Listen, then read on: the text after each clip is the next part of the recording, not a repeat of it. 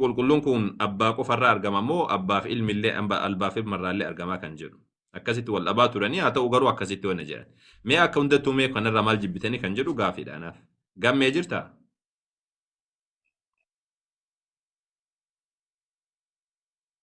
sagaleen koo jira jamaa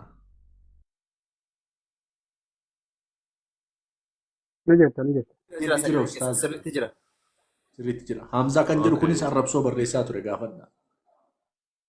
inni kun laalaa kun irratti deebisuudhaaf akkas godhe malee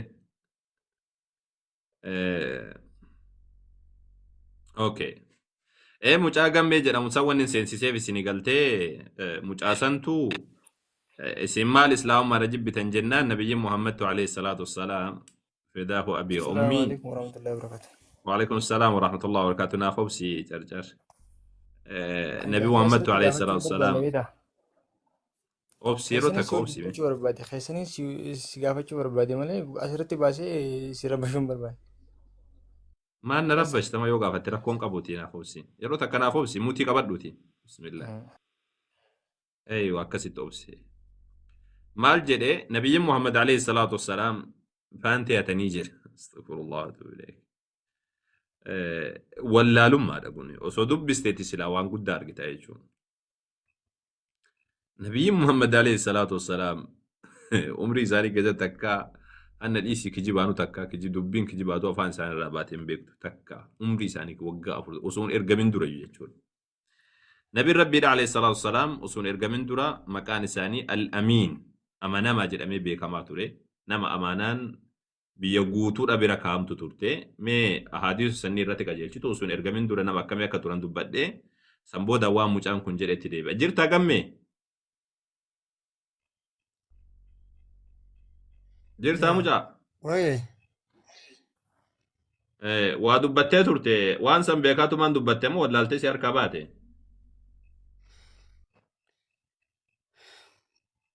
Dhageen ture garuu sirriitti akka inni ifa naa ta'u barbaade.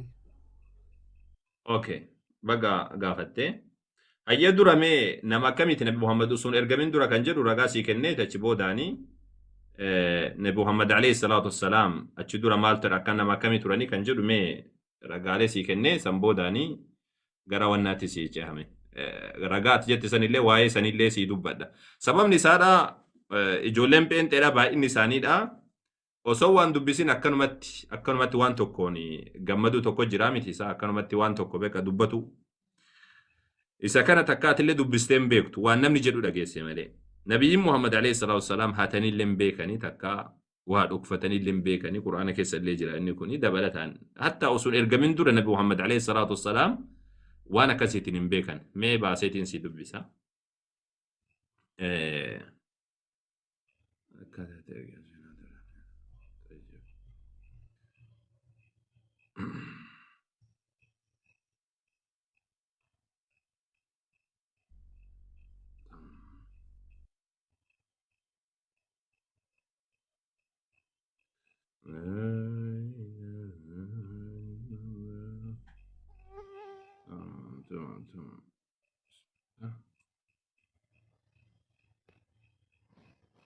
ايوه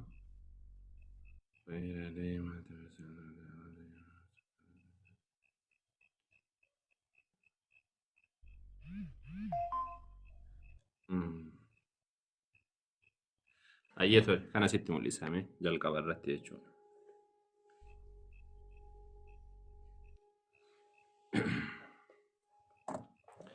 kuni hadiisa kitaaba kan argu jirta kitaabni kuni al-mustadrak ala sahihayn jedhama hadiisa 1704 hadiisni kun beektee wannaadha afaan arabifaatiin jechuun siikaani maal jedha nabiyyiin muhammad alayhi salaatu wassalaam akkana jedhan sirriitti dhageeffadhu kuntu fi man bana albaytaa jedhan ani nama kaabaa ijaare keessaa jedhanii dubbatanii ergasanii xumura irratti maal jedha sahaabtichi barataan nabiyyi muhammad alayhi salaatu wassalaam وكانوا يسمونه في الجاهلية الأمين يرو أصول نبي محمد إرجمين درا جاهلية كيس جرمو إنكم إذا كان هذا osoon ergamin dura zamana jaahiliyyaa kan jedhamu isa kana amanamaa jedhaniiti isa yaaman ture jedha.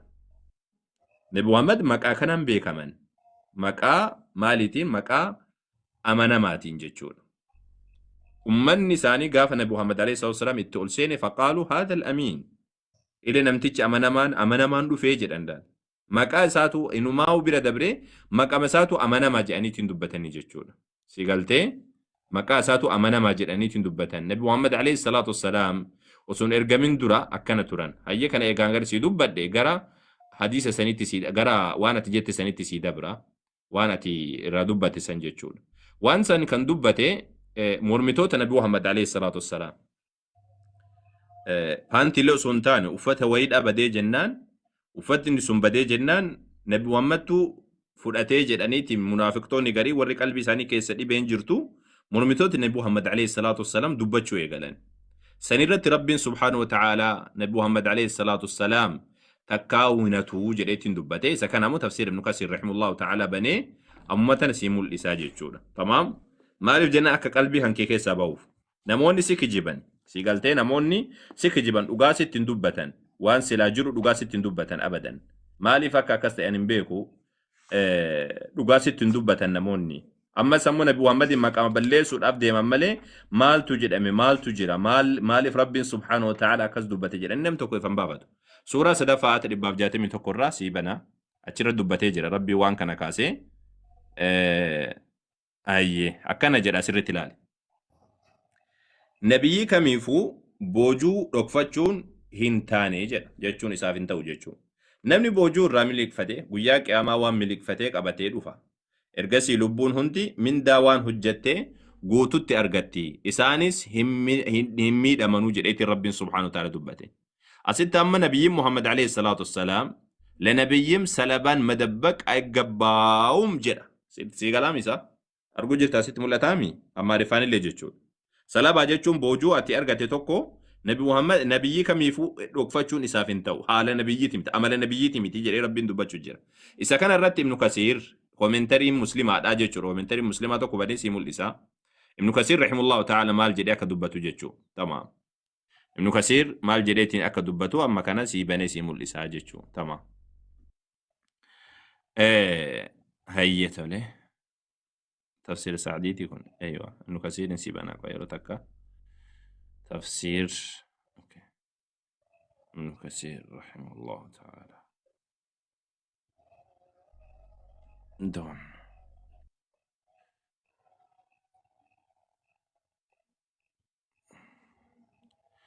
وما كان نبي ان يقول لا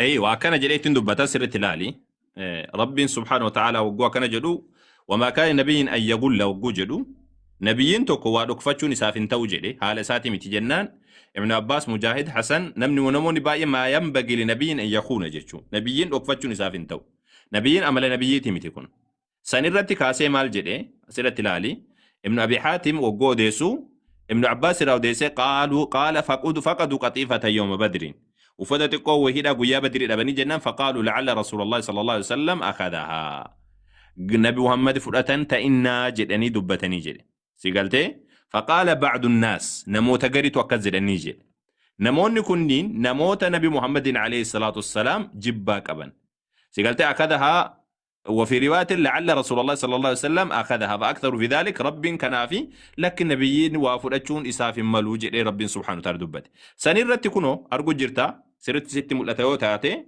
ابن عباس لم تجوا ما نكزل نمنو ما نكزل ثم الجدا اتهم المنافقون رسول الله صلى الله عليه وسلم بشيء فقد فأنزل الله عز وجل وما كان نبي أن يقول لا منافق توتاتو ورا منافق توتا جتشو ورا نبي محمد مرمي وإشات تورن منافق توتاتو نبي محمد كنان شك كنان هي ما تيجي دبت منافق توتا جتشو أكونو أما كتابة كيسان كيسة تأكونو كونو إلى يهودوتا تعني ورا كفريسيوتا وما هم جران كان أرجتي ورا قريت إني أمن نجاني كيس ساني كلون تاين منافق توتا جرانين منافق توتا توان كان نبي محمد عليه الصلاة والسلام ما تيجي دبت وان كان أول نصب جرا يوجد تكونو أكاسيتي وانا قريتين سيباسا كوبي قريت سيكاسا قري يلو تكا قلتو ساجر أكون سري قلتو سالي متسيقا بربا Consider nothing good, sir. Bismillah. Sila wanna godhe si kaasa. Argu jirtaa miti isaa naa gochuu dide, koppii naa gochuu dide.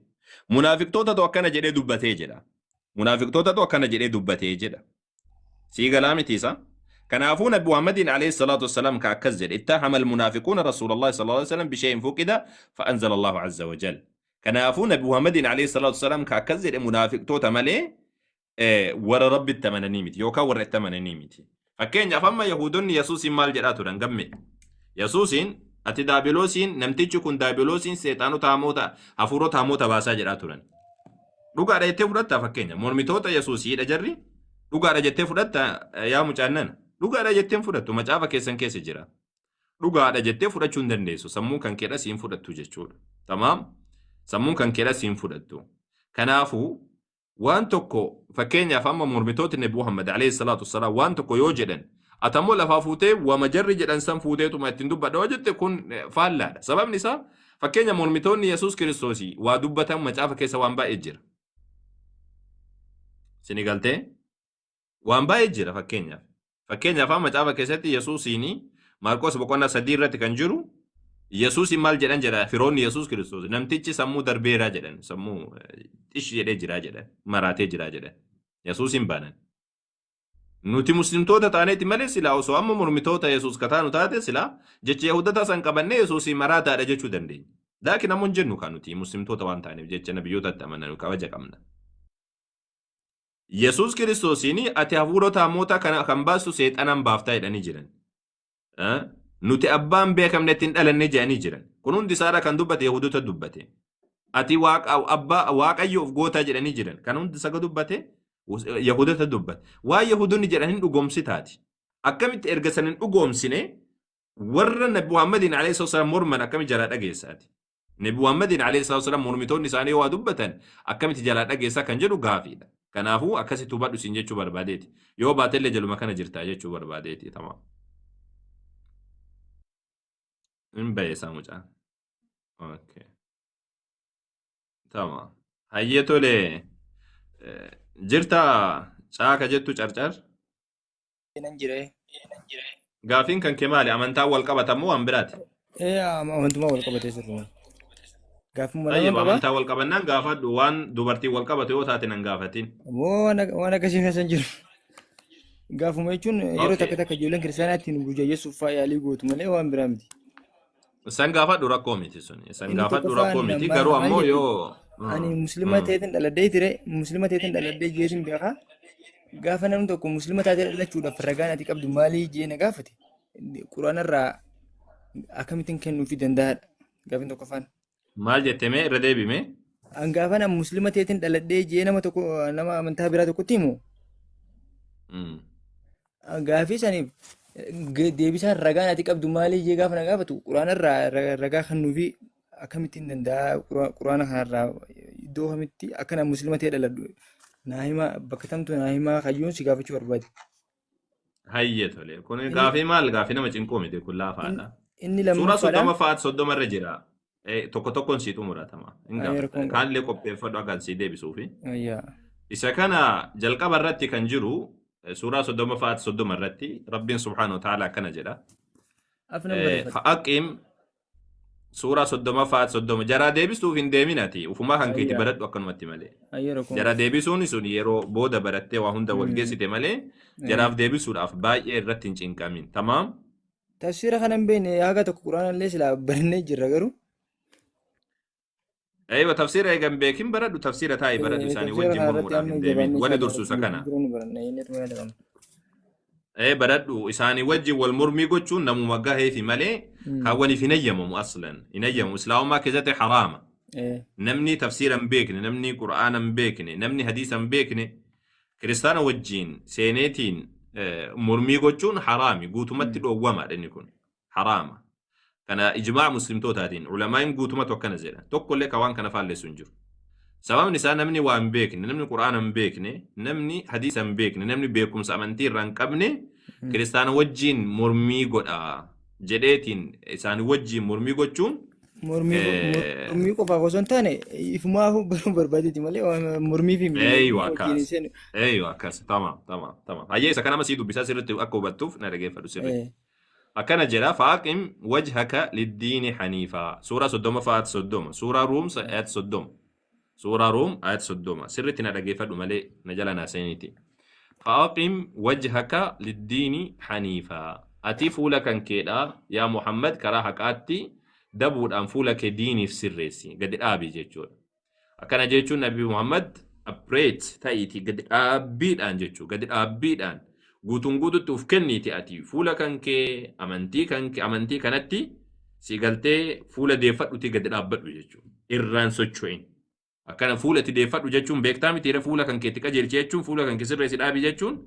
akkana jedhin akkasin jedhin jechuu khalaas achi argite akkasi gad dhaabadhu isiin sun tamini jennaan fitrata Allahi allatii فطر الناس عليها ومما اللهين شيء الرتنا ما أمس قبض هاجر ربي سبحانه وتعالى وكان قبض بجيجو تنما ربي قافو بنما الرت كإرت أمه يسين سن أمنتين قبض سنجر سن ومما ربي الرتنا ما أمه كان جري دبتا كنو أمنتين نبي محمد قبضني دائما إسلام ماذا يسيسن توه مال تيري ومما اللهين الرتنا ما أمه جيجو لا تبديل لخلق الله وما الله ونججرون جرو أكن مدي ما يروحن دوا نمني كميو إسلا قراء ساكي ستي تقرأ توكيشم ربي الأبي كمالي سلاسي ما قراء دائما توكوكي سنجرو سلاسي وانقد دير أنكا ستاني تقل چنكن دبير أنتماني موزيكا تدهاني وان متاكي سنك أمالي كوني سلاسين سدواقا توكو ولا كبدا بكالا ولا نكاموكا كنون دي سارا وانقويا كيسنما برسيسا مالي waan giddiidhaan dhidhiibanii daa'immanis seensan malee daa'imman xixiqqoo yoo rabbiin tokkicha wagguu jedhe ilaal uumama kan keedha jechuun bar waan yoo sitti himame uumamni kan kee ofirraa sin dhoowwine jechuudha. Uumamni kan kee ofirraa sin dhoowwine jechuudha. Uumama kan kee jechuudha. Dhaalika diinul qayyim. Isa kanatu waan rabbiin irratti nama uume santuu karaa qajeelaadha amantaa qajeelaadha jedha. Isa kanatu amantii qajeelaadha walaakinna akthara annaasi laa ya'lamuun. Garuu irra baay'ee namaadha hin beekanii jechuudha.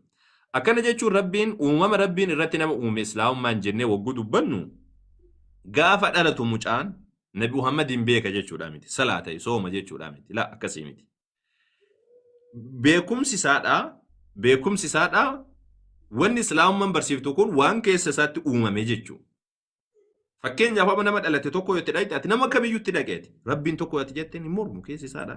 Hatta kiristaanummaa nama waaqa sadii godhatee deemu kun illee rabbiin tokko ati jetteeni kanan mormu siin jedha. Maaliif jennaan uumamni isaan fudhate isa kana.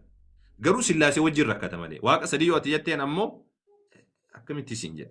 Uumama isa kan kee jechuun isa kana sii galte. Uumama kan kee jechuun isa kana. Uumama rabbii irratti si uume islaamummaan uumama rabbii irratti si uume jechuun isa kana.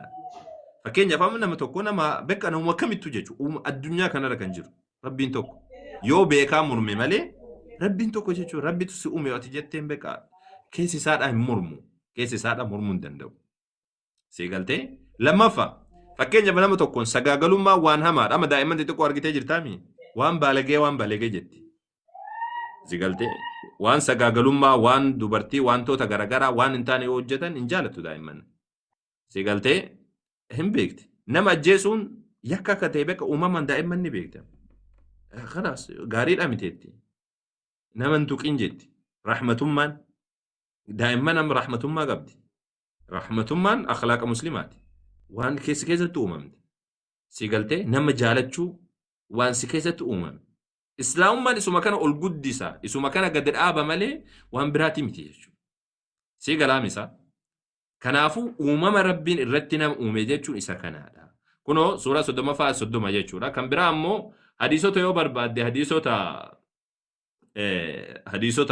سيا مسلم كيس جيران تجرو نبي ربي عليه الصلاة والسلام كل مولود يولد على الفطرة دائما دلتون دساتو فطرة رت دلتاجدا فطرة رتيجون ربي سبحانه وتعالى رتنا مكان رت دلتاجدا حديث بخاري حديث كما تقول بسديف سديت مشان الرجرة مسلمين اللي رجرة ونكوني مسلمين اللي كما لما في بجاه جات مشان تمي سديت الرجرة قالوا كدرا كان قبل كما بخاري كان قبل وقتي والناجدة حديث كما تكوفي بسديف سديت مشان كما تكوفي بسديف سديت مشان سيقلتي إذا كان براد أمو فكينيا في حديث بخاري بكيس بخاري كما تكوفي بسديف شنتمي سديت الرليجر سديتمي شان الرليجر شنتمي سديت الرليجر مال جد النبي محمد عليه الصلاة والسلام يصلى على كل مولود متوفى وإن كان لغية من أجل أنه ولد على فطرة الإسلام سيقالت إيه أكنا جاني دبتني نما دائما تدقى كان ألتي كان دو إرتني صلاة ما يو هاتي سديس سن جلت اللي تاتي سبب نسارة سبب إني لأنه من أجل أنه ولد على فطرة الإسلام إسلام مرة وان ألتي يجيش كنو صراحة دبتشو جرا كنو سيمو جرامي صراحة دبتشو جرا لأنه من أجل أنه ولد على فطرة الإسلام حديث كوما توكوفي حديث بخاري دا كوما توكوفي بسدي في شنتمي سديت ركن جرو جتشون يدعي أبواه الإسلام أو أبوه خاصة وإن كانت أمه على غير إسلام إن استحل صارخا صلي عليه ولا يصلى على من لا يستحل من أجل أنه سقط فإن أبا هريرة رضي الله تعالى عنه كان يحدث قال النبي صلى الله عليه وسلم ما من مولود إلا يولد على الفطرة فأبواه يهودان أو ينصران أو يمجسان جريت دبتا كان مو حديث أبي هريرة الأبتة أكزل بخارين وأن كررت دبتا جتشولا ولقلت على كل هالوان سنجتشو بربادي إسكنين رجالين جرتو سنجتشو بربادي سلام ما كيستي وأن نبي محمد أما عليه الصلاة والسلام دبتا كان ساينسنا مقرنو نما جرتو مو مركني سجر علمي دلتو كم يو الدنيا ركن جرو علمي دلتو كم يو دلتان أما دائما دلتو كم يو ربي التأمانات دلت جرين ربي تكجت أمانات دلت جراني مركني سنجران الله أكبر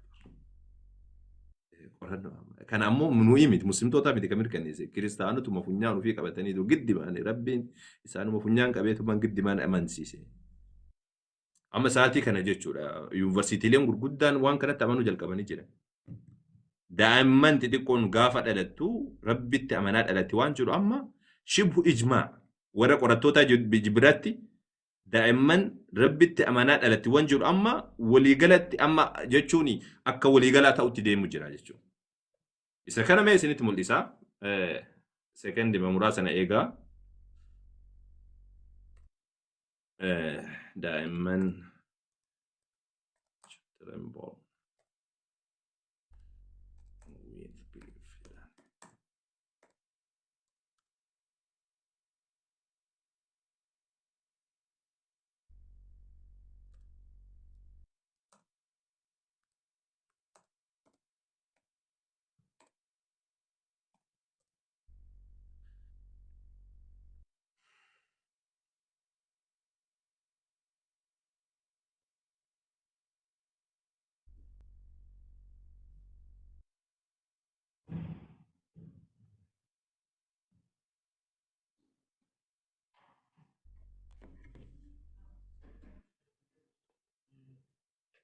jirtanii miti kana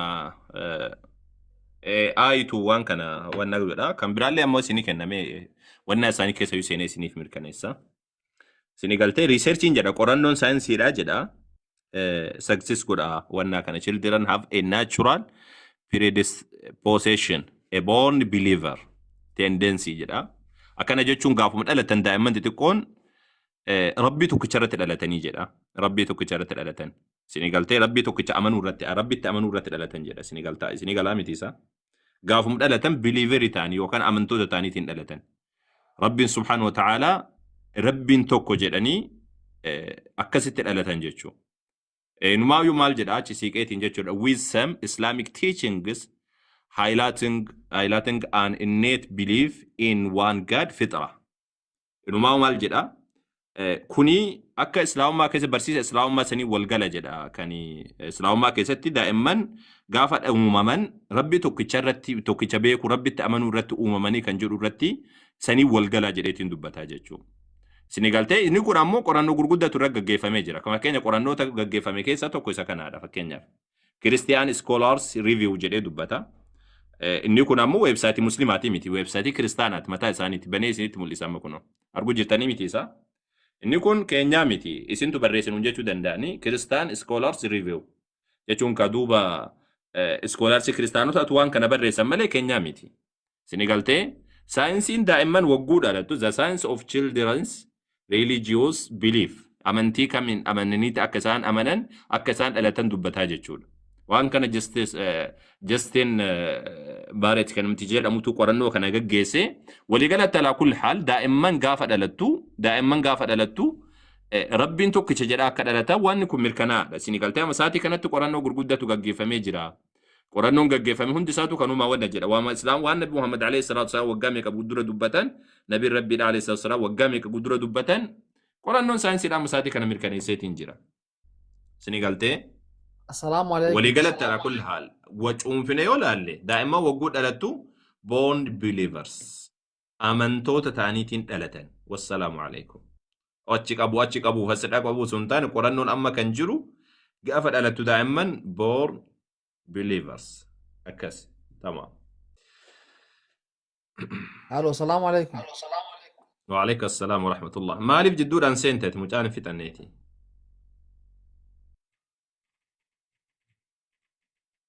Ayye, caala jirta carcar jirta dubbadhu. Fixadhu ati gaafii kan kee kalamaffaadha. Irra sii deeme moo irra sii hin deemne? Sii galte moo sii hin galle amma?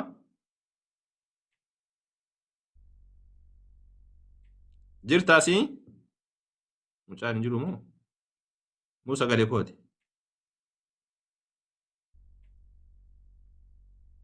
Yaa jamaa sagalee kooti moo mucatu hin jiru? Sagalee keessa hin jiru taas keessa hin jiru kan isaati. Jirtan dubbadhaa jirtan kaasi. Esaati. Okay, tamam. Ayyee tole. Tole, sagaleen kan keen dhaga'amu waggoo hangafa dafaati dubbadha waggoo sagalee kooti jedhu. Tama. Jirta Absiniyaa dubbadhu ayyee. Assalamu alaikum. Nagami. Waalaikum salaam wa rahmatullahi wa barakatuh. Nagoma alhamdulillah. An gaafii liqoota kan qaba. Okay.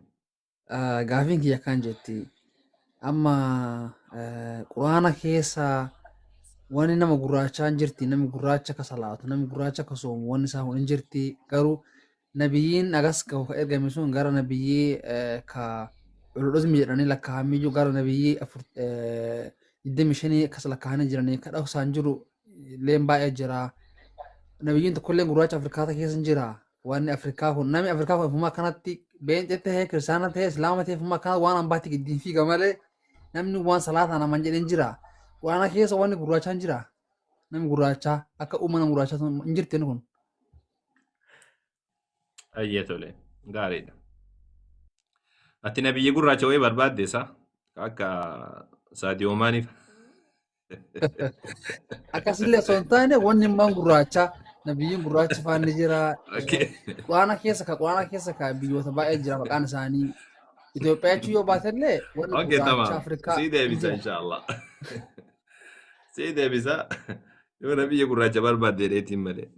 Akka hundattuu kun gaafii yeroo hedduu wannaan kaasanii namoonni waaqeffattoonni fa'aa warroonni yookaan amantii itti amanuu baay'ee wannan jenne saba saniif jecha kaasanidha. Sabboontonni kaasanidha. Dura dursoo namni amantii wal irratti ijaarrachuu qabu saba irratti miti. Saba Rabbiin subhaanahu ta'ala wanni uumeef namni walaa qarqaaru qofa. Kanaaf malee waan biraatiif miti. Rabbiin sabaa waliin caalchifne.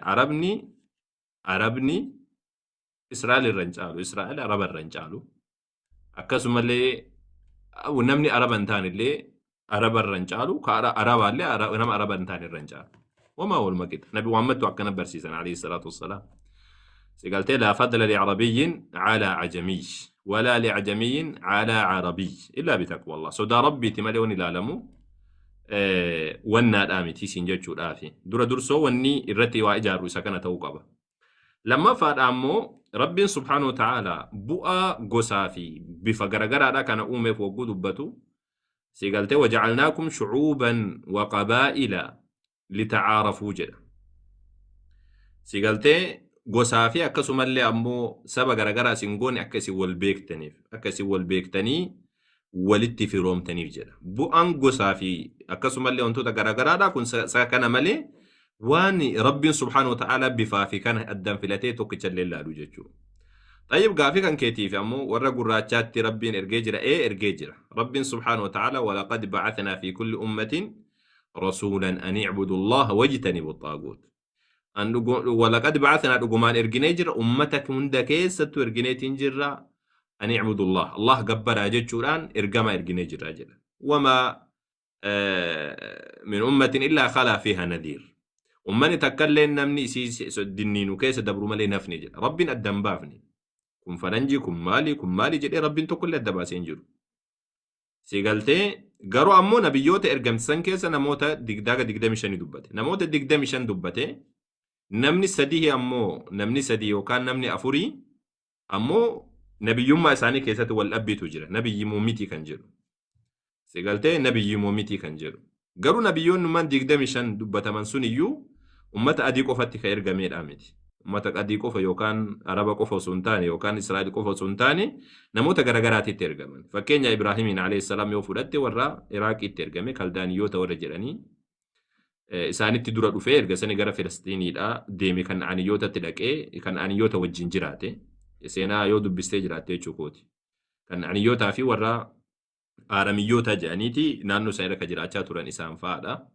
Filistiin dhaqee jara wajjin jiraate jechuudha. Erga sani sabni Israa'el argame malee achi boodaan illee fudhattee fakkeenyaa fi Nabiyallah Ismaa'il alayhi salaam ilma Ibraahimii inni illee dhufeetiin Arabaa wajjin walitti makamee Araba irraa fuudhee erga sani ammoo Arabni zarii Nabi Muhammad alayhi salaam irraa dhufan sun argamaniiyyu. Inni illee Arabatti makamee san booda Luuxii yoo fudhattee inni illee ammoo warruma Israa'eliin ta'e yookaan ammoo Arabni illee osuma jiran Arabaan alatti ergame. Dabalataan Muusaa yoo fudhatte fakkeenyaaf Muusaan alayhi salaam eessa keessatti dhufee sii galtee Muusaan alayhi salaam Misra keessa ture Gibxiin keessa ture Gibxiin keessa gaafsan ka jiru warra Afrikaati warra gurraacha kuushiin wal qabatee akkasumallee ammoo wantoota garaagaraa kana yeroo san Gibxi jechuun kaasii galtee hagaa Itoophiyaa daangaa Itoophiyaa kana fa'aa birallee gaa jidduu kana guutuu ergaan Nabiyallah Muusaa alayhi salaam ni dhaqqabdi jechuudha kuushotatti ergame. Ergaa geessaa ture warra Fir'aunaa fa'aatti jechuudha. Jarri sunniin warra kuushiitii walitti hidhata qaban. Ilmaan Misraayim jechuun warri Misraayim warra kuushiitii walitti hidhata qaban. Sigaltee dabalataan Nabiyallaahi Yuusuf alayhi salaam Misritti gudda yookaan Gibxitti gudda. Gibxi Afrikaadhaa bar warra gurraacha yaa gobaziiko. Warra gurraacha gaafa jedhu gogaan kun qofti gurraachatu qofaa miti kan ilaaluu qabdu. Afrikaadha sigaltee akka Afrikaadha. Achirraa ergaan isaaniidhaan facaatii jechuudha. Dabalataan Luqmaan yoo fudhatte fakkeenyaa fi suuraa Luqmaan ka jedhee Rabbiin subhaanahu wa ta'ala dubbate uummata Afrikaati. Inni zariin isaatu Afrikaadha. Warra Nuubaatii jedhanii. Sigaltee namoota bebbeekamu siif himu jira. Kana malee fakkeenya warra Faarshaa keessaa fakkeenyaaf Dulqarneenii warra Faarshaati fa'aa jedhanii tubba'ii Yamaniidha jedhanii akkasitti Rabbiin dubbata. Kan nuti hin beeknamu baay'ee jira Rabbiin subhaanahu wa ta'ala kan nuti hin dubbatin jechuudha. Wanni muhimmin amma saati kana nu yaachisu erga sani ammoo Rabbiin subhaanahu wa ta'ala Araba keessa Araba hunda osoo hin taane ilmaan Ibraahim keessa alayhi salaam Rabbiin nabiyyi tokko filateetiin addunyaa kana guutuudhaaf erge. Nabiyyiin ergame kun ammoo Araba ol hin kaafne, Araba gad hin buufne, saba kana ol kaasee gad hin buufne. Nabi Muhammad alayhi salaatu wassalaam akkuma gurraacha laalanitti adii laalan akkuma adii laalanitti gurraacha laalan.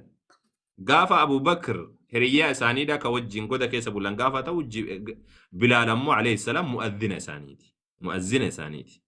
Nabiin Rabbiidha alayhi salaam gaafa dhaaman al-adhaanu fil habashaa jedhan.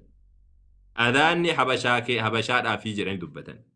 Gaafa Abu Bakr wajjin Nabiin Rabbiidha alayhi salaam hiriyyaa Bilaal wajjin illee nyaata tokko nyaachaatiin turan. Si galaa miti isaa.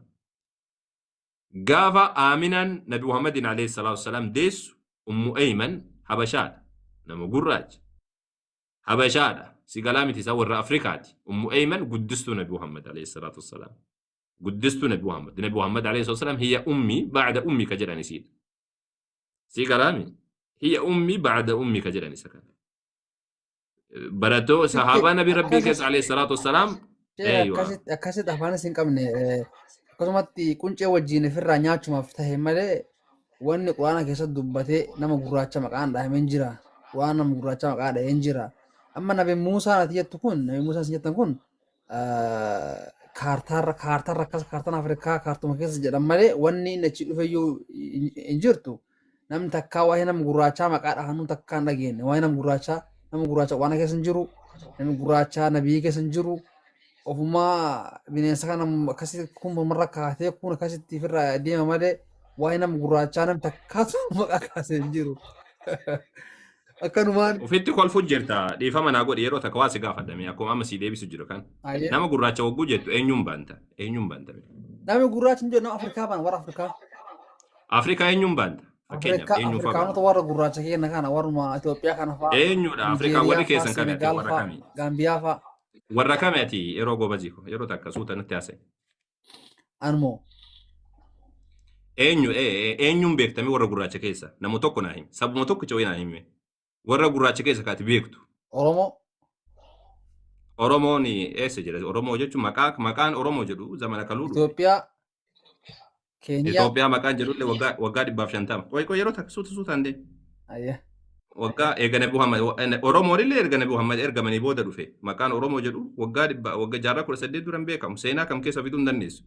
Itoophiyaan illee seenaa eega Nabi Muhammad alayhi wasallam dhufaniin booda kun ayyee kabiraa fidi. laa Itoophiyaan nama hedduu Kabeektu naa fidi. Itoophiyaan nama hedduu jirti nama hedduu gaafa dhufe san biisan deemaan jenne achiin ijoolleen Sunni Nabi Muhammad alayhi wasallam ergaa itti geessanii jira. Kabiraa fidi siin jedha warra gurraacha beektu naa fidi. isa dura jirti jedhin kaasa dura jirti Itoophiyaan Allah Ati waan beektu moo yaa goba? Ati nama gurraacha jettu san fidi ati. Kana dhiisime yeroo takka. Nabi Suleymaan Nama gurraacha jettu san fidime. laa Nabi Itoophiyaan jiraachuun si Nabi Suleymaan jaartii Sabaa jedhamtu achi baatti san hin fuune jaartiin sun isa dhufte Itoophiyaa dura hin turre Suleymaan yoomi waggaan isaa Itoophiyaan dura jirtii miti. Yaa nama koo mee akkasiin jedhu akka hubattuuf jechuudha. Nama gurraacha jettu san fidime ati. Gabaabsi.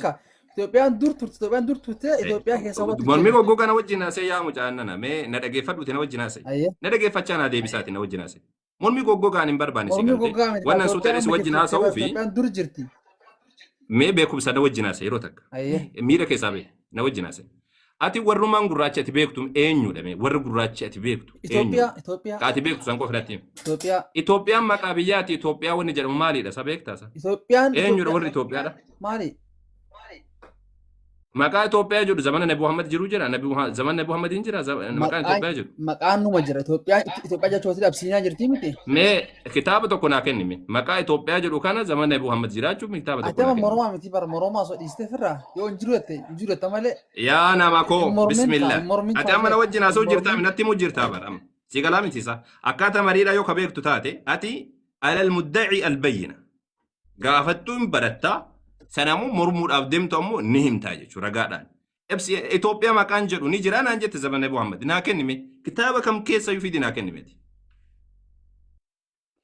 maal jette mee dubbadhu Maal jettee na dhaguutti hin jiru barkaatarraa. si dhaga'uu jira Kitaaba Itoophiyaa maqaan jedhu mee zamana Nabi Muhammad jiraachuu naa kennime. Itoophiyaan Nabi Muhammad dura jirti obboleessa kiyya Suleymaan dura jirti Itoophiyaan dur turte Ragaa naa kenni siin jedhe. Ragaa naa kennate ganuma. ragaa si haa kennu Ragaa naa kenni. sabaan isa dhufte Dhis wana milishummaa dhis milishaa jedhaan si galtee. Na wajjin adaasee ragaa tokko ragaa kennaa deemi. Ragaa kenni. Ragaa kenni siin jechuu jiraani gaafii kennaa deebiseedha mucaan maal ta'esaa. Atiin ragaan sabaan isa dhufte sabaan Itoophiyaadha miti. Sabaa fi walaa samaaniyaallee dhiisuuf irra. Ragaa kenni ati Itoophiyaan zamana san jirtii naan jette ragaa kenni. Itoophiyaan gaafa samana Suleymaan jiraachuun isii sabaan dhufte koonigiin sun achi dhuftee fuudhan sun. Ragaa tokko naa kenni siin jechuu jira. Hin dhagahumaa mucaan kun maal bismillah. Kitaaba seenaa kam dubbisi kitaaba seenaa kam keessa yoo haadha quuti ati naa kenni. Quraana keessa sabaan jirtu maqaan sabaa jedhamu jiru. Ani Qur'aana sirraan gaafanne kitaaba seenaa sabaa jechuun Itoophiyaa jechuudha sa. Sabaa fi Itoophiyaa maal tole kitaaba maqaa Itoophiyaa jedhu naa kenni siin jechuu jira. Ati maa jidda? Ijoollee mucaan waan hubatu afaan Oromoo hin beeku moo ijoollee. Bismillah ar-Rahmaan Maa jidda maa jidda? Maqaa Itoophiyaa jedhu maqaa Itoophiyaa jedhu. Akkan jedha nama gurraachi wayaan kun nama gurraacha amantii keessa. Abboo namni itti gurraachi namni itti beektu eenyu jennaan Itoophiyaa beekaa jette Itoophiyaan zamana kaluu kana baafame maqaan kun siin jennaan lakkii jette. Maqaa Itoophiyaa jedhamu kana hin beekamu seenaa keessatti duraan mantiqaa tanaan jedhamu. Maqaa Itoophiyaa jedhamu Itoophiyaa tanaan jedhamee hin beeku. Ati mee maqaa Itoophiyaadha zamana Nabi Muhammad dhiisi waggaa 200 dura siiqiitti naa kennime maqaa Itoophiyaa jedhu. Waggaa 200 maqaa Itoophiyaa siin jenne bara. Itoophiyaa maqaan isii dura absiiniyaa jira. Siin jenne maqaan jiraachuun maqaan biraa jiraachuun mala. Siin jenne naan jedha. Haasawaa oolee siin jenne naan jedha. Maal taate dhufaa? Bismillah. Sitti mujjira sheekaa. Maal natti mujjirtaati maqaa Itoophiyaa jedhu jira dura. Ani jedhe malee ta'uu jettee beektaa. Maal ati waan ati taate malee akkamitti? Ani obsiin. Ati waan ati taate Waan malee hojii jedhu taate waan ati hin beeku lawaan hin jedhu kana. Okay tamam. Ani si jalaa bu'a. Maqaan Itoophiyaa jedhu yoomirraa of jalqabe? dhageeffachuu Gabaabsi. caala sana nalee dhageeffadhu okee. Okay, si dhaggeeffadha. Maqaan Itoophiyaa jedhu yoomirraa eegale? Itoophiyaa maqaan jedhamu ture garuu haga gaafa Nabi Muhammad dhufe son taane Yoomirraa eegale gurbaa bismillah na wajjin akkana na wajjin haasa'in. Yoomirraa eegale gaafa eegalu natti himi. anam sin gaafanne bar. Yoomirraa eegale Anamma seen Itoophiyaa sin bismillah. gaafanne. Wanna si gaafadhe maali nama Yoomirraa eegale Itoophiyaan maqaan Itoophiyaa jedhu ni jira naan jetti. Yoomirraa eegale maqaan kun. ture Naa kennime gaafa ture san yeroo akkanaadhaa jedhi natti dubbadhume. yoomirraa eegalee amma sitti maa qoy. Hayyee deemiti kottume. Googilii godhiti kottu. Jala googiliidha. Ijoollee amma waan tokko ka dubbiseen beekan akkanumatti gaafaan dhiiba jetti ijoolleen. Maaliif amma akkana godhaan isinii galtee wanni gaafitti hannin gaggaafadhee fi osoo waan tokko hin beeku seenaa waan tokko hin dubbistu eessa fakkeenyaaf amma duraan maqaan Itoophiyaa jedhame kun eenyuun jedhame osoo jedhin waan tokko irraa hin beeku garuu gaafaan dhiiban akkanatti. Irra caala isaanii kiristaana isinii galtee warra akkanaadha kun achi waaqeffataa irraa dhufaniiti pheenxee keessaallee saba Israa'el kan argan pheenxee keessaa utaalaniiti erga sanii ammoo giddiidhaan gaafaan dhiiban. Warra Itoophiyaa Oromoo Islaamni ati wallahi Islaamaa miti rabbi nu kakadhe hin kijibda. Sababni isaa maal si fakkaate? Sababni isaa dhageeffadhu. Namni Qur'aana Rabbiidha subhaanahu wa ta'ala aada takka morme namni Qur'aana takka aada takka morme ani muslima jedhee dubbachuu hin danda'u. Rabbi sirraa fuudhe malee anaami. Islaamuuf hin jetta isaa Qur'aana irraa kalaama Rabbii mormaa gurba. Garuu gaafiin kiyya maal jedha waan nama gurraachaa Qur'aana keessa jiran as gaafadheenaan kaatee mormu seenta. La kalaama Rabbiidha gaafa sittimu kalaama Rabbiidha subhaanahu wa ta'ala bar kalaama Rabbiidha mormaatiin jirta. Amma ati deebinaa deebis dafiiti. Daf. Dhageeffadhu hin beeku itti hin beeku jedhu. Daafiinaa deebisiin jedha. Yoo hin beeku jedha. Hin beeku jedha. Dafiinaa deebisiin jedha. Maali kun fayyaalessi karaa muuda. Hin beeku jedhi naan jedha sa'uun. Amma sii deebisa jedhee ka deeme isaamii kun. Waan karaa badee waan akkanaa kanneen mee akkam goonata. Waan tokko hin beektu. Waan tokko wallahi waan irraa beektu hin qabdu. Ijoollee xixiqqoo akkanumatti waan gaafa baaftee humna isiitti olitti tattaafataa deemtu malee. Sababni isaa maal isinii galtee isin? Googilii ilaalee googilii irra dhabee jennaan miliyoona dhugaadha. Googilii irra ilaaleeti eegasani ammoo googilii irra dhabee jennaan dhufe. Sababni ani akkas jedhee gaafadhee fi maqaan Itoophiyaa jedhu eenyuuf kenname jalqaba. Warra kuushiidha kan jedhamu kana Gibsi irraa jalqabee warra kanaaf kenname. Habashaadhaame yeroo sanitti Absiiniyaa jedhama. Maqaan Itoophiyaa jedhamu warra fuudhi isaanii gurraacha akka jedhamu kanaaf. Gibsi illee walitti qabataa jechuudha. Amma maal naan jechaatiin ture? Muusaan alayhi salaam saba Israa'el Gibsiin keessatti hin ergamne naan jedha. Itoophiyaa maqaan jedhamu yeroo jalqabaatiif kan kenname warra Gibsiitiin jedhame. Itoophiyaan akka biyyaatti osoo hin taane maqaan Itoophiyaa jedhamu jechuudha. Maqaan Itoophiyaa jedhamu warra Gibsiitiif yeroo jalqabaadhaa kenname. Warra Gibsiitiin jedhame. Erga sana ammoo achumaan as dhiyaatee zamana macaafa isaanii keessa waan dubbatameef jecha zamana Minilik keessa Minilik faati fuuteetiin Absiiniyaa irraa gara Itoophiyaatti baandiraa wajjin jijjiiranii Itoophiyaa jedhanii lafaa fudhatan malee Itoophiyaa jedhamee waamamaan turre mantiqaan sun jechuudha. Maal jechuu barbaadeeti walii galatti? Warra Gibsii keessatti yookaan ammoo warra Nuubaadha kanneen keessatti ergaan Rabbiidha subhaanahu wa ta'ala geettee jirti jechuudha. Ragaa eenyu kana nabiyyoonni ergamanii jiran. Muusaan alayhi salaam uummata kana bira ture. Yaamaa ture Fir'aunaan fa'aa jechuudha. Fir'aunni faati Arabaa miti, Israa'el illee miti, jarri warra Itoophiyaati. Tamaam. Ergaan Rabbii dhageessee jirti. Erga sana ammoo ergaan Rabbii gahuudha. Tokko mana manatti gosatti Rabbiin nabiyyi erga jechuudha miti. Wanni Rabbiin subhaanahu wa ta'ala dubbatu ummata keessatti jedhe. Oromoo wanni jedhamu Oromoon kun kaarra walitti qabame kun nama tokkicha gaafa duraadhaa sanbar. Nama tokko bar akka kiyya kana Awwal Qaasim jedhama kun fakkeenyaaf amma. Oromoo namni jedhamullee gaafa duraa nama tokkicha akkanatti maatii keessaa nama tokkodha. Erga sana ammoo deemeeti ilmaan dhalee maatii ta'a. Maatii horata. Sanboodaan deemeeti xiqqoosii siiqeetiin ollaa garaagaraa ta'an. Sanbooda xiqqoosii siiqee Oromoon kuni ardaa ta'a. Sanboodaan siiqee gosa ta'a. Sanboodaan siiqee saba ta'a. Oromoo wanni jedhamu wanni seenaa keessa arguu hin dandeenyu amma nuti uf duuba siiqnee baay'ee uf duuba siiqne waggaa 700 uf duuba siiqnee arguu hin dandeenyu warra kuushii jedhamu malee warra kuushii jedhame waliigalatti dubbatama. Warra kuushii gaafa jedhamu Oromoon akka gosaatti keessatti dubbatama malee. Sumaalee, Oromoo, Affaar warra irra saba jennuun kuni akka gosaatitti keessatti dubbatama warra kuushii keessatti jechuudha. Sini galaamisa warra keessatti dubbatamaa deema. Dabalataan fakkeenyaaf amma nuti mantiqaan amma irra jiru kun jechuudha. Seenaan lafaadhaa yoo laalle jechuudha. Fakkeenyaaf amma Bahar al-Ahmar baharri diimaan kun kan namni irra ce'u kun duraan bakki kun bakka Arabaa fi bakka Itoophiyaa wal keessa jiraachaa turan jedhama.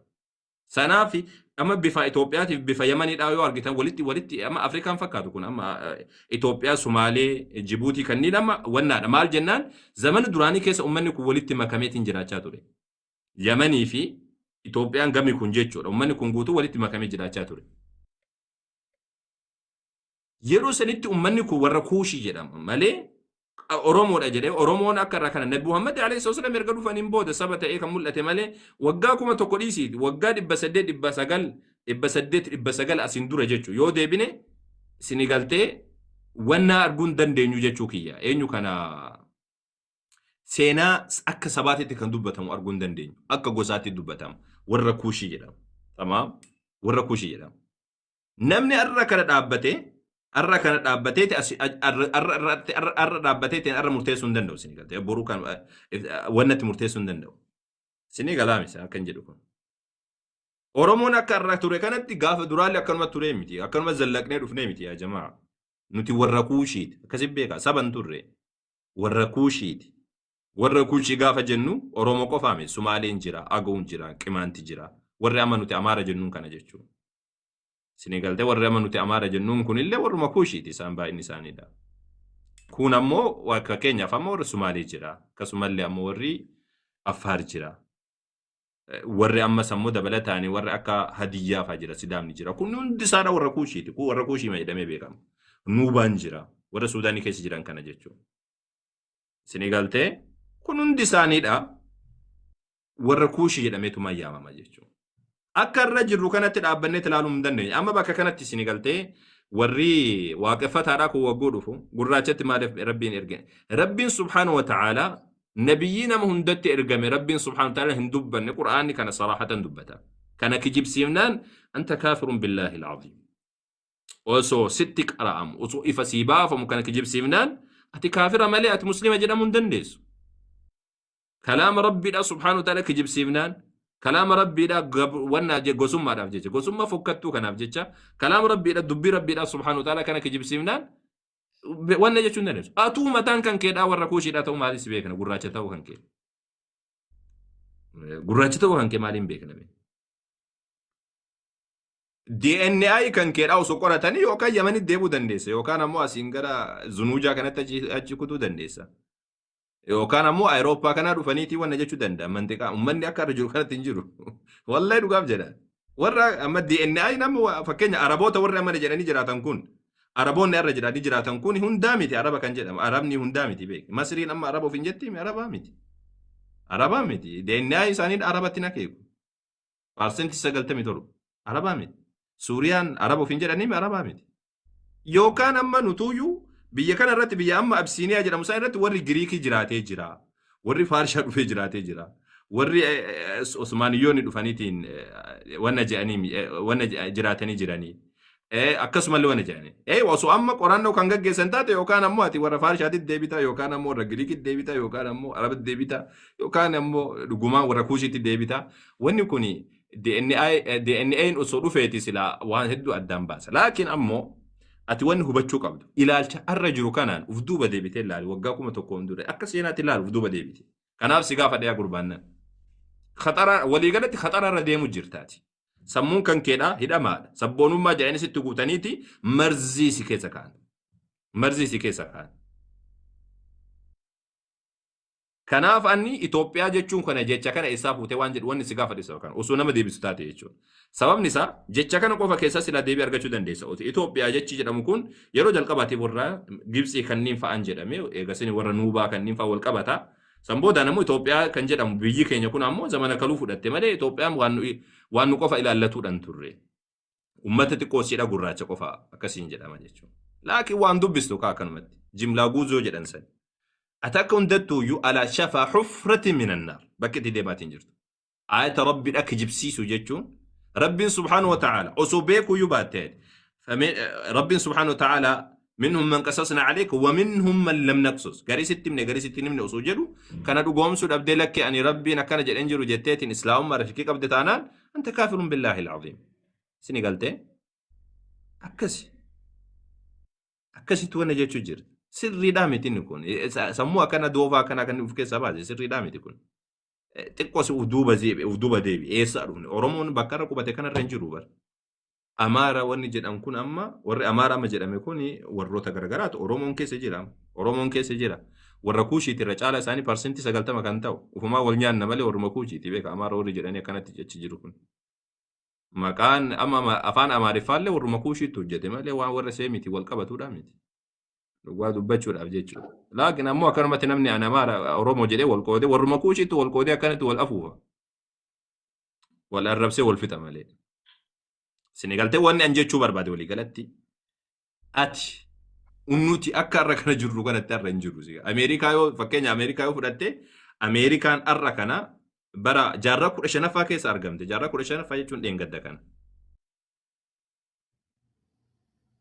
sigalte jaarraa 15ffaa jechuun kaluu kana jechuudha jaarraa 15ffaa jechuun kaluu kana kuno waggaa 500 akkas naannoo sanii erga dachiin Ameerikaa kun argamte Ameerikaan gaafa duraan akkanuma jirteettee yaadeen. Awurooppaa warri amma Awurooppaa gale kuni naannoo kanarraa socho'anii ittiin achi deeman. Fakkeenya warra Hindiidhaa fudhadhu. Warri Hindiidhaa aariyyoota kan jedhaniin warra aariyyoota jedhaniin dhaqanii Hindiidhaan kan qubatan naannoo Faarshaadhaa kunuunsi naannoo Iraanii kanaa ka'an Iraaqii Iraanii kanarraa ka'anii ittiin achi dhaqan. Sii galaamisa. Iraanii naannoo kanneen kuno naannoo amma kuno naannoo biyyoonni keessa ergaman kanarraa ka'anii achi dhaqan. Hindiidha kan jechuun Hindiirra qubatan. Warri Awurooppaa dhaga kun illee karaa kanaan deemanii garas dhaqan. Warri kun hundi isaadhaa akkasumas socho'aa uummanni akka dura ta'an nuti amma warri Kuushiidhaa bakka kana hin geenye yeroo duraadhaa jechuudha. Warri Kuushiidhaa naannoon itti argame naannoo Suudaanii naannoo Baharaa kanarraa jira. Eegasani ammoo as faca'eetiin jiddugala Itoophiyaa kanarratti galle nuti. Sirriitti hubadhumee waa dubbisilleedha waan duraan jiru sirriitti hubadhu. Zim jetteetuma akkanumatti akka nama waa beekutti akkasitti deemte. Islaamummaa kan ofirraa mulqite ofirraa darbitee qullaa kan kee fiigte. Wallaahi ni salphatta. Akkasii miti. Siigaltee akkasiidhaa miti. Siigaltee ayata rabbiidhaan mormiin. Ani wani na aarsisi keessaa waan biraati miti. Kaafira osoo taatee gaafatte rakkoodhaa miti. Kiristaan ofiin jettee osoo gaafatte rakkoodhaa miti. Si hubachiisa. Laakiin ammoo musliima ofiin jedhaa ayata rabbiidhaan mormaa Quraana keessatti ani wanna kana kun sabboonummaa kaluu kana warri sabboontota warri waaqeffataadhaa kun fide kana malee. Seenaa keessa waan hin jirre beeki. Wallahi waan hin jirre kun. Akka waan akkanumatti nuti as jirru Oromoon kun akkanumatti as jiru wayitti fakkaata.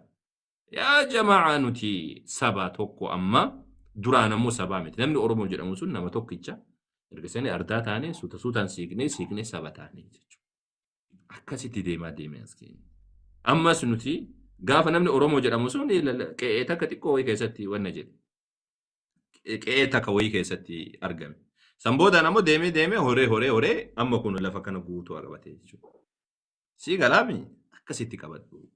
Kuni akkasitti qabadhu siin jechuu barbaadeeti. Waliigalatti ani wantoota namoota biyya warra gurraachaa kanatti keessatti ergaa geessan asii kaasee jennaan fakkeenya Nabiyallah Yuusuf alayhi salaam uummata kana keessa warra Gibxiitti dhufanii warra Gibxiitti da'waa godhanii jedhanii Nabiyallah Muusaa alayhi salaam warra Fir'auna fa'aatti akka yaamsa godhe akkasi dubbata. Lakki nama waan si dhibe gaafachuudhaa miti kaafira si godhu. Ayata rabbii murmuu kan keeti malee. Ayata rabbiidhaan murmuu kan keeti. Ayata rabbiidhaan murmuu kan keeti malee. Sigaltee dabalataani Luqmaaniin fa'aa waggoon sitti dubbadhu lakki jettee akkas dubbachuun sirriidhaa miti. Tamaam. Akkasi. Tamaam yaa jamaa garan deebiin haafiz jirtaa? جرى أستاذ السلام عليكم ورحمة الله وبركاته. وعليكم السلام ورحمة الله وبركاته. أكم نجاجرتوا أستاذ؟ جرى الحمد لله فيا رامي. يا الحمد لله. أستاذ جاسين.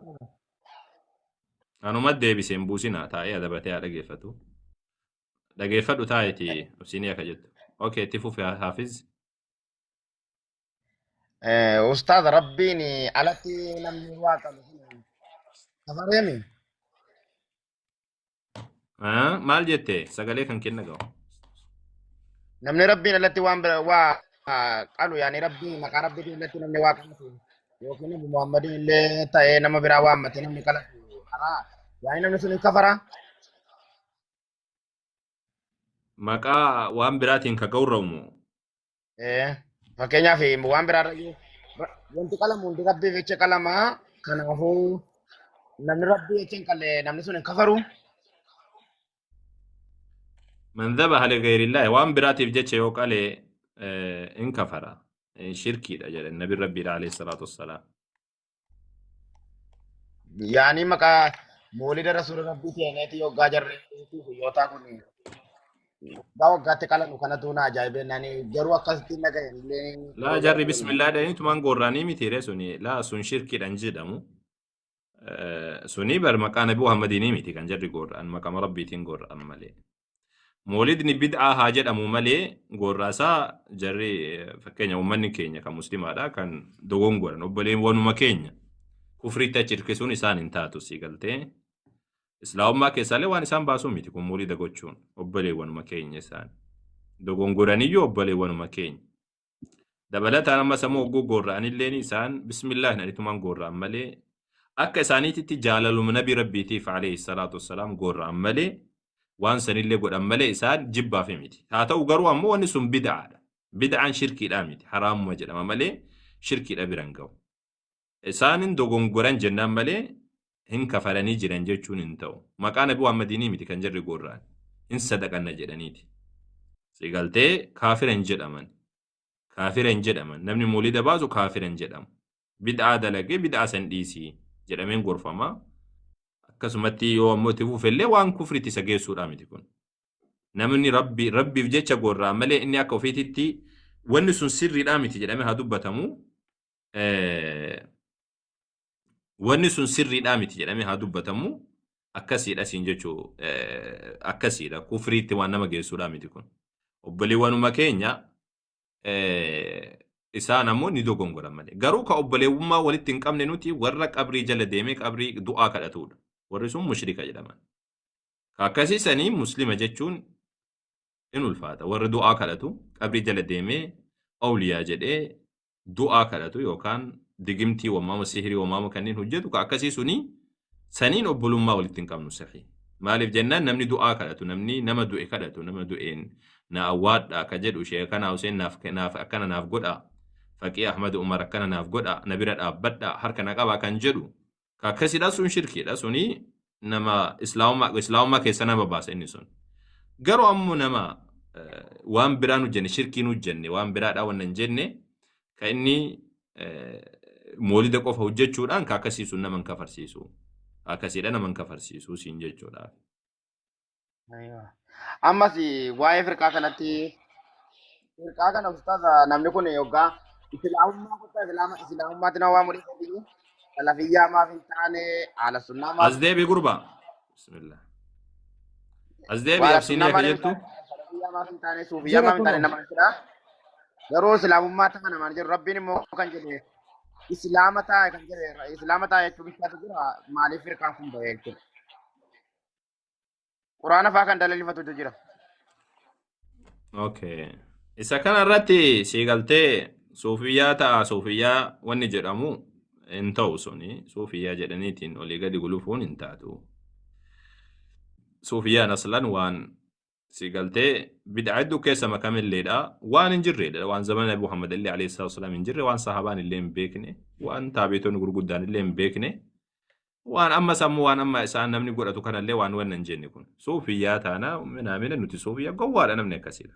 Ani suufiyyaa ani maali jedhe maal rabbi muslima ta'a jedhe malee suufiyyaa ta'a yoom rabbiin subhaanahu wa ta'ala jedhe waan akkasiidha sanni gochuun islaamummaa irratti waan tokko dabalachuun hin ta'u.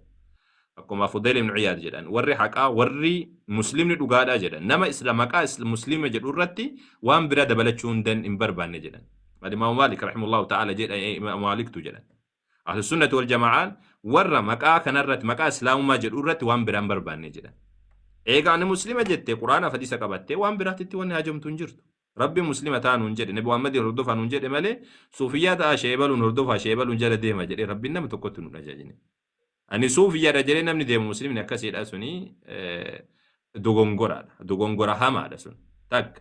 Lammaffaadha ammoo fakkeenyaaf amma salafiyyaa ta'a kan jedhan illeeni salafiyyaa ta'a kan jedhan kanalleeni siigaltee da'waa salafiyyaadhaa fudhadhu salafaan akkaataa salafni jedhaniin jiraadhu yoo taate sirriidha kun. Waan muslimni hunduu irratti walii galu kun.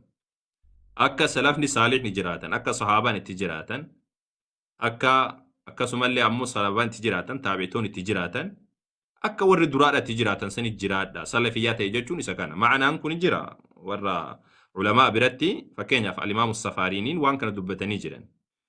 Salafa jechuun nama sahaabaa fi warra sahaabaa hordofee jedhan haga guyyaa qiyaamaatittu jechuudha.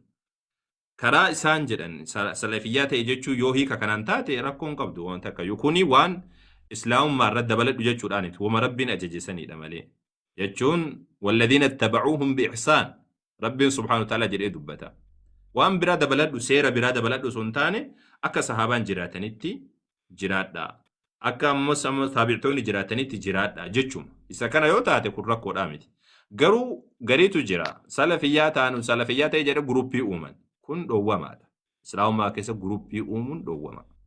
Namoota muraasa ta'anii nuti salafiyyaadhaa ofiin jedhanii guruppii uumanii nuti qulqulluudha takkaa dogongora hin qabnu warri nu malee jiru guutuu warra bid'aatii warra maalii kan jedhu kun dogongora. Ijoolleen akkas gootu ijoollee dogongorodha hedduun isaaniidha. Sun waan hin taane. Dabalataan ammas ammoo uf qulqulleessuufillee yoo itti uf hirkisan taate sun kijiba. Fakkeenyaaf amma namtichi dhugaan akka sahaabaan jiraatanitti hin jiraatu akka warri duraa jiraatanitti hin jiraatu. Yookaan ammoo akka isaan hubatanitti nu hubatu. Garuu ammoo maqaadhaaf jechaan ebaluudha jedha. Kunillee hin taatu. Kan biraadha ammoo nama arrabsuudhaaf jecha gariin fayyadamu jira. Ani salafiyyaa dhufiin jedhee akka waan salafiyyaa ta'uu wahiidhaan nama hunda bid'aatti hirkisuu wayii ta'e laa. Salafiyyaa ta'uu jechuun akkaataa sahaabaa itti jiraatan akka taabitoonni itti jiraatanii jiraachuudha. Akka isaan salaatanis salaachuudha. Ati nama arrabsuu irra fakkeenyaaf amma salafiyyaa jechuun ati ufii kan keeti ani kun ta'ee jira kalaasettee as dhuftee awwal mubtadii awwal akkanaadha jechuu san osoo hin taane kuni hama jedhama kun salafiyyaa ta'uu osoo hin taane hamattuu ta'uudha kun. Sii galaamisa. Kun hamattuu ta'u. Salafiyyaa ta'uu jechuun sahaabaan nabi rabbii alayhi wasallam raka'aa 11 salaatan halkan kaanii. Kaatee salaachuu maasha Allah. Sahaabaan nabi rabbii alayhi wasallam afaan ufiidhaa hin qoxxobatan. Afaan kan kee qoxxobachuu. Sahaabaan nabi rabbii alayhi wasallam sii galtee sahaabaan nabiyyi Muhammad alayhi salaatu wassalaam laal akkaataa gaarii jiraatanii sadaqaatanii soomu salaachuu si galtee aqiidaa sahiha qabaachuu akka isaan hubatanitti qura'aan hubachuu qura'aana qara'u si galaami guyyaa keessatti akka sahaabaan qara'an sanitti qura'aana qara'u salafiyyummaan isa kana malee namni gariin ijoolleen gariin jirti ijoollee gariin argaa an salafiyyaadha jedhanii erga sanii maqama kana qabatanii ebaluu mubtadi'a ebaluudha kun gaafa guyyaa qiyaamaa dhaqee mufliisa. Warra nama guyyaa qiyaamaadha gaafa kasabamu ilmiin qabu ulamaa miti nama barsiisuuf illee hin geenye si galtee akkasumatti wanna jedhan jechuudha si galtee akkasiidha inni kun sirriidha miti garuu akka waliigalaatitti salafiyyaa ta'e jechuu yoo guruppii wayii uumnaa taate sun sirriidha miti waan islaamummaa keessatti hin deeggaramne haa ta'u garuu akka salafni jiraatutti akka salafni hubatanitti quraana hubanna akka isaan jedhanitti jenna yoo taate kuni wama namni hundi isaa itti yaamaatiin ture a'immaan gurguddaan waan itti yaamaa turan rakkoodhaa miti isiin jechuudha akkasii. Jazakallahu khairan rabbiin wallahi ustaadha baay'een isin jaaladha wallahi rabbummaa isin jaalanna isinillee Khaalid Abdii hunda keessanillee wallahi rabbii isin jaalanna rabbiin umurii keessan nu fadheeressu rabbiin beekumsa keessanillee isin fadabalu galatooma. Amiin amiin. Kan biraa sinuu wanni dubbachuu barbaadu waan ijoolleen gariin wahabiyyaa uumaama jedhanii waan olii gad oofan tokko. Eessa akka fidan hin beeku wahabiyyaa waraabee si haa nyaatuuti wahabiyyaa wanni jedhamu wayitu hin jiru. Muslimni tokko quraanaaf hadiisatti deebi'uu qaba. Kuraafaata jalaa bahuu qaba. Kuraafaata warra kufriitu fide malee Nabi Muhammad alayhi salaatu wassalaam warra biraa jala yoo deemtan jallattanii ummanni kiyyaa warra biraa jala deemtanii uf eeggadha jedhan Nabi Rabbii alayhi salaatu wassalaam. Wanni wahabiyyaa jedhamu wayitu hin jiru. خلاص قرآن قبتشو مسلمة قرآن قبتشو حديث قبتشو سلفني صالحين أكا هبتني تهبتشو وحن إسان جدن فلتشو إسان تنور ربيك إسان تنور ربارة اللي إسان تبرجر الليل ور نبي محمد وجن جراتا عليه الصلاة والسلام إرّا نمني بيكونو نوتي إرّا بيكونو إسان إرّا دبتشون كمنو تعبيتو ور صحابة ربارة تجعلن بيكونو نوتي وان إسان جدن أكاتا إسان هبتني تديمو سند ساقل كل فتا تمام أكسير أجيشو برباديتي ولقلت على كل حال رب خيري هاقودوتي إسا كان جيشو برباديتي أكسي يادا قبض دبادو تياب سينيا ربشو ملت يوكاني وجه قرقر ايو جت أسر رغا سيدرباني يادا قباتو يو أدبان دباد أجت أدبان دبادو أمس بيكم سان دبادو ليداني نمو دونو قرون جالدو سيقلت دون قرون جالدو إن دونو قرين ربي بركاسي هاقودوتي سيالي سيلي هاكا جيشو Okay, meesheeka waan tokko isin gaafadha ka biraa san dhiisame waa'ee Itoophiyaa Afrikaa dhiisa ka biraa. Amma kama dhugaa san jechuudha. Salaata amma yoon hubachuudhaaf kadhatan gaafadhu wanna jechuu irraa siigalaa an biteessaa Islaama hubachuudhaaf an gaafadhu wanna Islaama irraa hubachuudhaaf gaafadhu ati akkuma hubachuudhaaf waan hin gaafadhu amma salaata dirqama yeroo shan salaatuu qabdaa yookaan ammoo sooma sooma salaata keessa jira salaatu ni jira dirqama guyyatti yeroo shan salaatuu qabdaa ka biraa gaafin biraa anam mataa kiyyatti ammoo yoon salaates yoon ati musliima dhiises ofiin jedhaati biste astaghfirullah yaa gurbaati ifata namaadha waswasa sitti jira ati xiqqoo sila waa badadhu kun waan amma waan gaafatamu amma kun waan muslimni gaafatu isaa kun muslima ofiin jetta garuu ni salaataa jetta garuu ammoo ati salaata dirqama salaata naf dirqamni akka ta'e ati hin beektu akkuma hagam umrii kana keessa guutu jechuun salaatuun dirqama ka ta'een beeka garuu shan salaatuun dirqama guyyatti. shan salaatuun dirqama akka ta'e hin beektu ati akka dhageessee hin beektu islaamummaa keessatti Jechuun quraana keessa hin jiraa? quraana keessa hin jira quraana qofaa muslimni kan fudhatu Duuba quraana guutuu qabna ka quraana jiraami ka quraana jiraami ka quraana guutuu jiraami waan maal mara quraana keessa jira. irratti dabalatan quraana irratti quraana ibsi quraana illee jira hadiis ni jira nabi Muhammad dubbatanii jiran namuma quraana nutti fide santu hadiis illee dubbatanii jiran in fudhatu hadiisa hin fudhatu moo Hadiisa duuba wayi namni irraa rikoordii godhee fideeree hadiisa irraa cirnee fidanii bara itti guranii irraa garii raamsanii fidanii bara. maal takka hadiisa kan beektame hadiisa keessame kitaaba kan beektaa Hadiisi duuba martuu dhugaatii hadiisi gariin da'iifa jedhanii gariin hin jiru jedhanii gariin maal jedhanii gariin sirrii jedhanii ka dhugaa wayi duuba wayi namni akka quraana irraa waraabee rikoordii godhee fidee duuba irraa barreesse. Hadiisa ganaa shaafi'iyyiin faan albaaniyaan faan namichi sun faan achi dhufee kunoo gaafa waggaa hagamtu booda barreessee akkasi fidanii albaaniyaa siyaa nyaatu gurbaa fidan wama malee duuba tokko inni wallahi wayi waan akkasitti irraa islaamaa rikoordii irra waan godhan jira. tokko dhageeffadhu akkisiin jedhe mee hubannaadhaaf yoo ka gaafatu taate siif Dhuguma ibsa gaafachuu jira dhuguma. okay tamam waa takka si gaafadhee ka'e achi boodaanii albaaniyaa jedhee rekoorisiiti ayyee waa si gaafadhame Hayyee quraanni kun eenyu biraa nutti dhufe Rabbi eenyutu nutti fide Jibriilii fi Muhammad sallallahu alaihi wasallam jibriiltu nabi muhammaditti himeemi akkasuma jiran nabi muhammad irraa eenyutu nutti geesse Nabi Muhammad irraa sahaba barreesse kan. sahaba barreesse hogguu jettu eenyu nutti geesse barreeffama argitee ati amantee moo ati quraanni kun dhugaa ta'uu akkamitti amante Andi kuma ta'e ka warri keenya namni salaata chumaallee keessa salaate malee wayi jahiyyaa waa argee dhaan. okay akkamitti amante ati Andi qaatee ka warri keenya salaata giddii bakka qaraa una geessanii akkachi qaraa'aatu ture chumaa erga guddattee si gaafachuu jira gaafa waan xiqqaa si gaafachuutti hin jiru Gaafa fuudhadhe kanumaan dubbisa quraana wanni nayyuun seenu beeku maraa salaata malee. fakkeenyaaf quraanni kun karaa eenyutiin si bira ga'e karaa sahabaatiin si bira ga'e sahabaan eenyuun barsiisan Sahabaan namatti ama barreessan kan walirraa akkasi dhufe kaa wanni akka deemu deeme.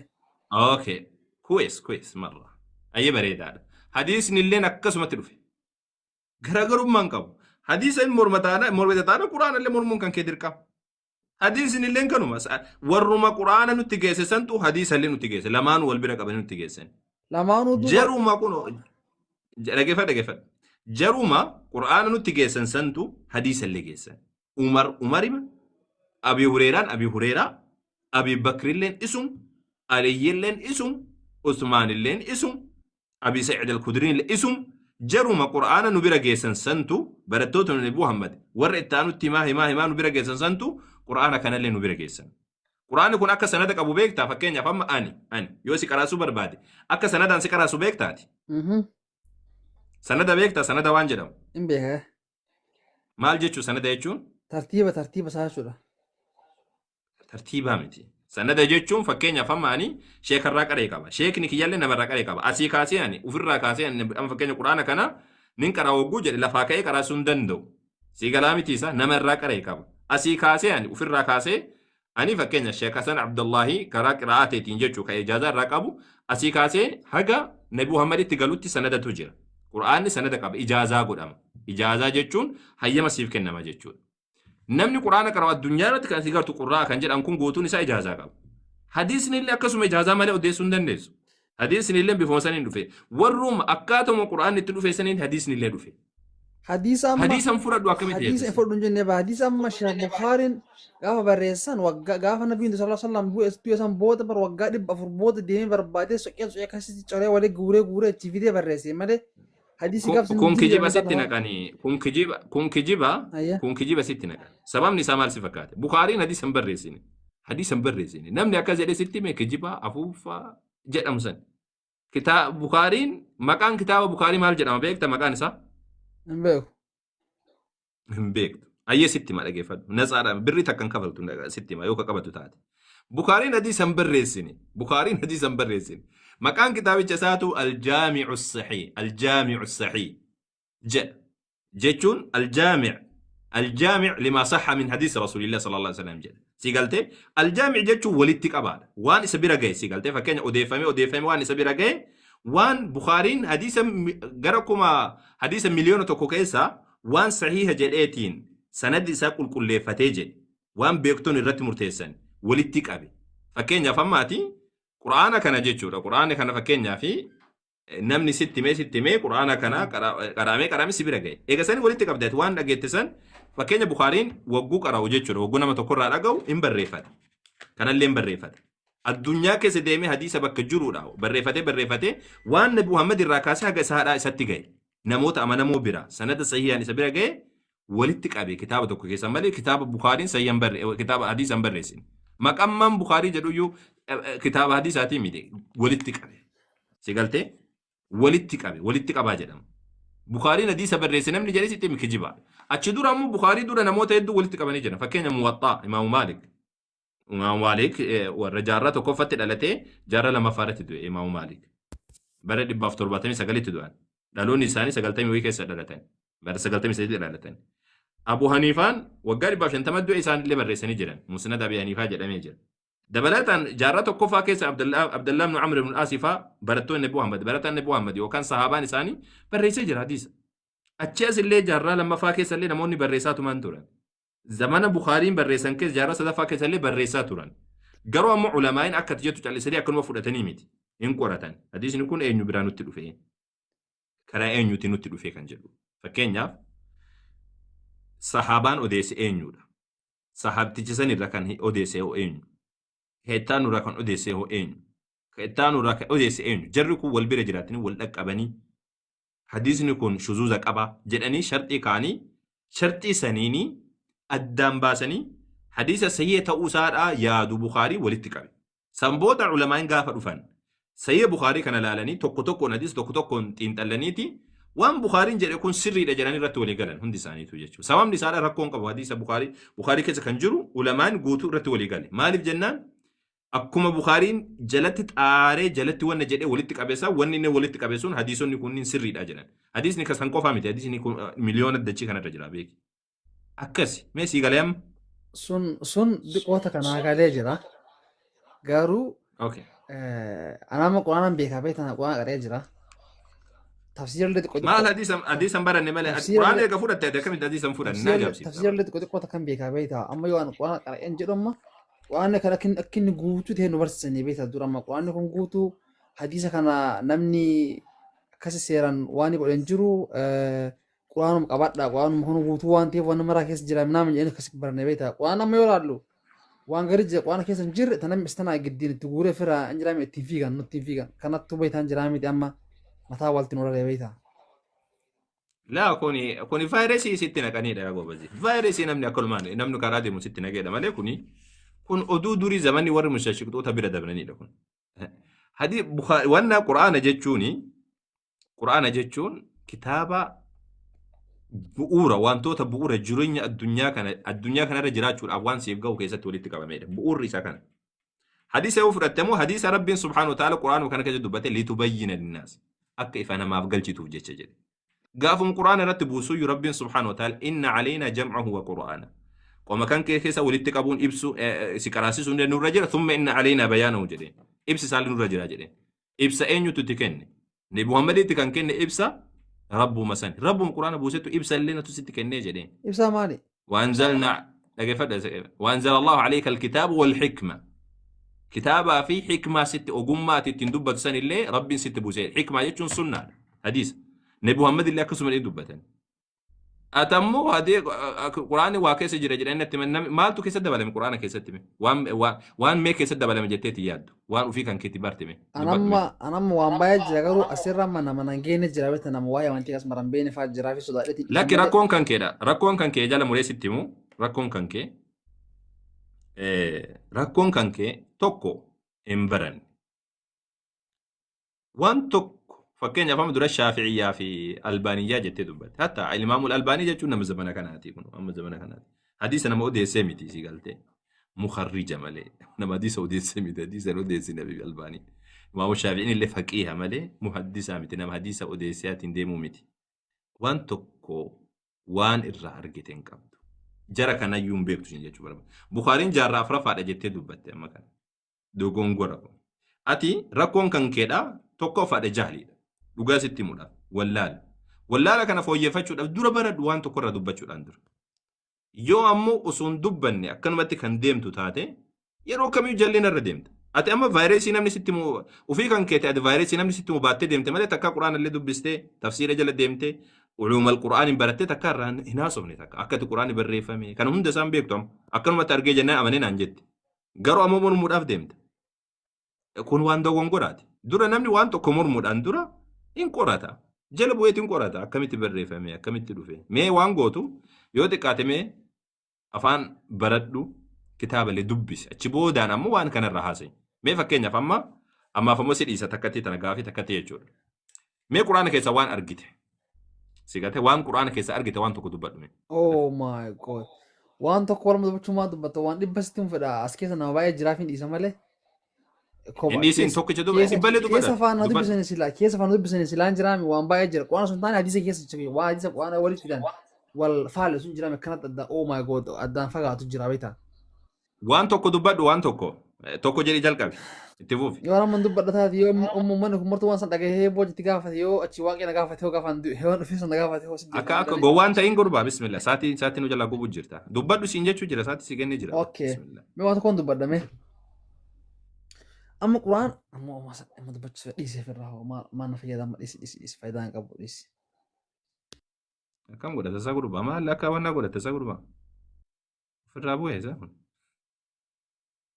waan tokko ijoollee dhamaatutu akkanumatti olii gad utaaltu kana ni ajaa'ibsiifte waan barattu taariika hin beektu waan tokko hin dubbistu erga sani ammoo ooyi maagaati